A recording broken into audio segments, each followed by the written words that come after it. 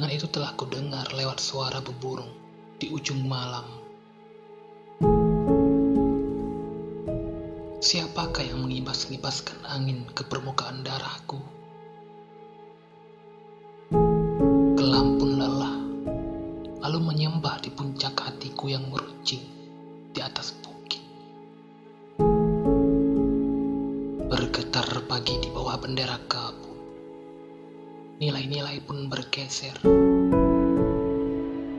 Setelah kertas tua itu menghampar diri aku, berlari di atasnya. Binatang-binatang yang sempat kupungut semalam kini berjajaran bersama jejak-jejak milikku. Dari tempat yang akan kutuju, terdengar bunyi bommu. Aku takut untuk maju, karena mulut maut pasti di situ.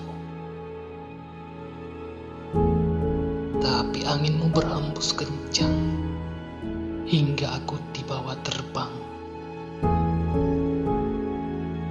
Ternyata di sana sejukmu sedang